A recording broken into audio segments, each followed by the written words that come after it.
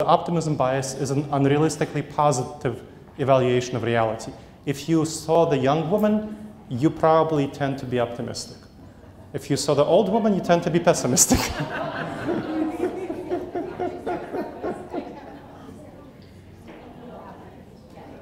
Now, this is the bias that almost cost me my business and my marriage. So my wife and I were married in 2003, and we never had a time in our marriage it was as difficult as in 2014, in spring 2014, when she and I joined to work on my speaking and consulting business.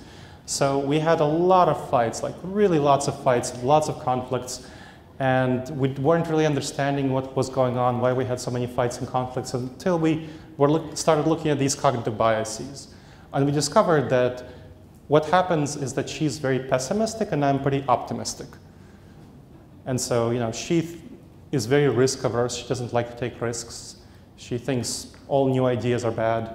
I think all new ideas are good, and I'm risk blind. You know, so I think the grass is green on the other side. She thinks the grass is yellow on the other side.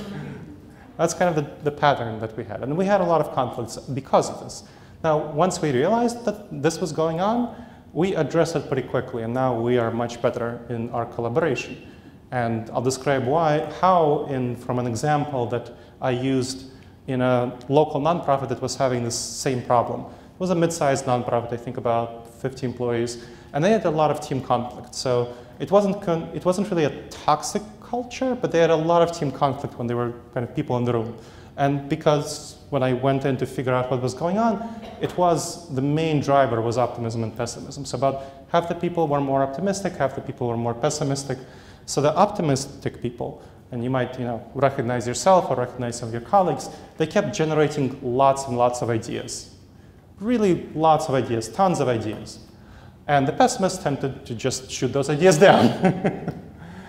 So that's kind of the dynamic that was going on. Not helpful, just not a good dynamic when people are generating lots of ideas. The optimists thought that the pessimists were just naysayers. The pessimists were thinking that the optimists just went off half-cocked. That was the idea. That was kind of the dynamic that was going on there.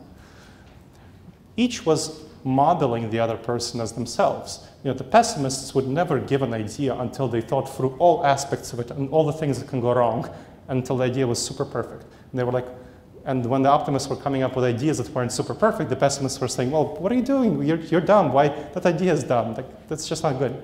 A much more effective way to work together, and what we worked on in that nonprofit, is for optimists to generate the ideas, lots of ideas, 20, 30 ideas, whatever, and then let them go.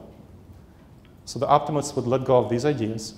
And then the pessimists, they wouldn't criticize the ideas. They would just pick several of the ideas that were generated and work on improving them further.